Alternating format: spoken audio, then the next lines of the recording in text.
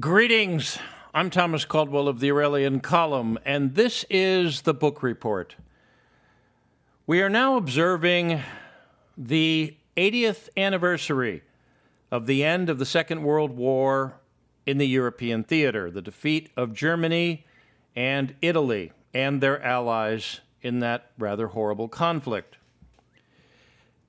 Now, many of the Allied powers love to get together on anniversaries like this, and with the very few veterans that are still alive, talk about, well, their version of the good old days when the bad guys were defeated by the good guys. Unfortunately, history is not as black and white as that, and war is never as black and white as that. For example, no one ever talks about the fact that Germany and the Soviet Union invaded Poland at the same time, but Great Britain and France declared war on Germany and not the Soviet Union. I wonder why that is. Anyways, looking at history is something that tends to get very, very emotional when it comes to World War II. And that's not the best way to look at history. The best way to look at history is with honesty.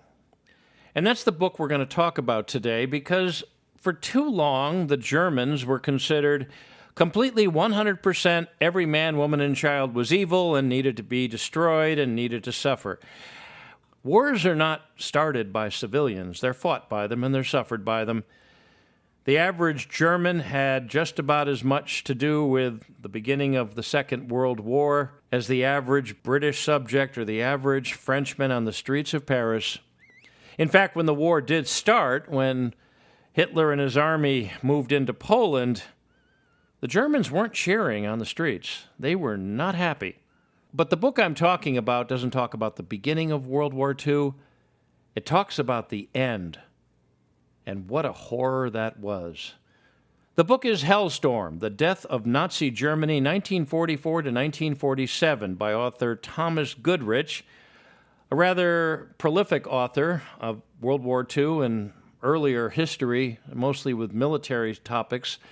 He died just a few months ago. This book came out in 2014. It was independently published by CreateSpace, independent publishing platform. But it was professionally put together. It's a very good book.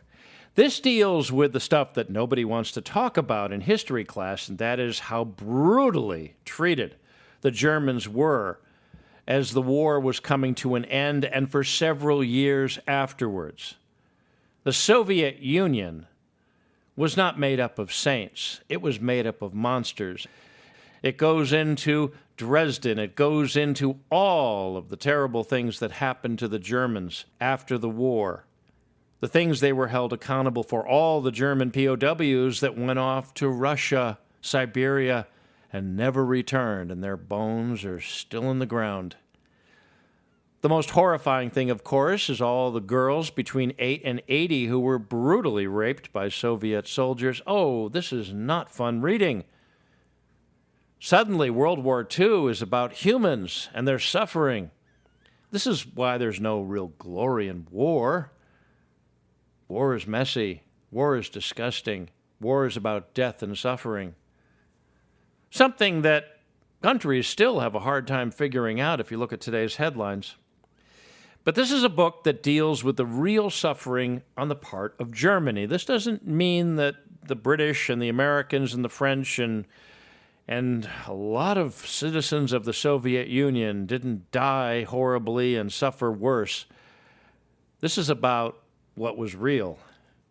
This is about the horror of the Second World War. There was no glory in it. It wasn't cool, even though in subsequent decades people have taken a serious interest or gotten into revising certain things or emphasizing certain things that used to not be talked about. There's a lot more to World War II than just death camps in Germany. There's a lot more to World War II than just the bombing of Dresden. There's a lot more to World War II than the mass rape and murder of millions of German women and children.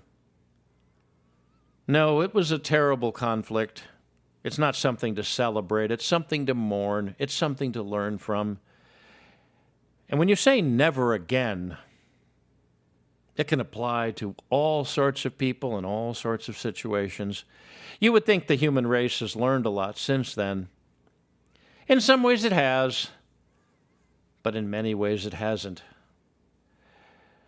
Mr. Goodrich did a marvelous job of documenting and checking all the facts in this rather disturbing book. It's not easy reading. It's necessary reading.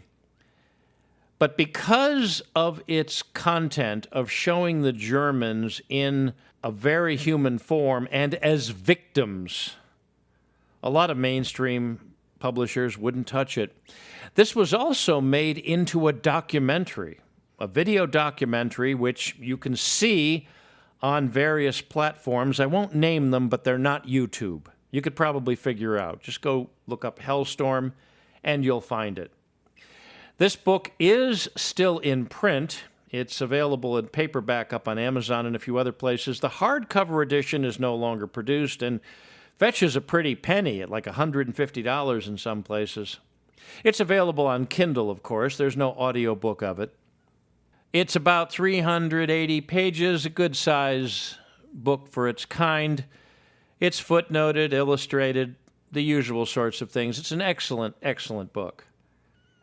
But remember something, the best way you can memorialize such a horrible, horrible event such as the Second World War is not to remember the great battles or the great victories or all these other rather comic book-like views of such horrible things. Remember that there were poets, artists, scientists, great philosophers, musicians, teachers, all sorts of people that never had a chance to grow up and never had a chance to produce and contribute to the greater human condition. That's the worst thing about war of any kind. It's not to be celebrated.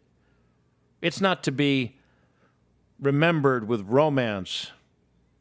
It's to be mourned, remembered, and in the future, avoided. Again, the book is Hellstorm, The Death of Nazi Germany, 1944 to 1947, by Thomas Goodrich. It came out in 2014 through the CreateSpace independent publishing platform, available in paperback in many places, including Amazon and on the Amazon Kindle platform. You could also check out the documentary of the same name anywhere but YouTube. That's it for today. If you appreciate my work, please like, subscribe, and share. Share with your friends and share with your enemies, especially if they need a history lesson. I can be reached at feedback@aureliancolumn.com. That's feedback@aureliancolumn.com. I'm up on X. My handle there is MICCAMPEN. That's MICCAMPEN. This podcast originates at Substack. My handle there is aureliancolumn.substack.com. Until we meet again, be good, be safe, be vigilant, and remember, keep reading. Good day.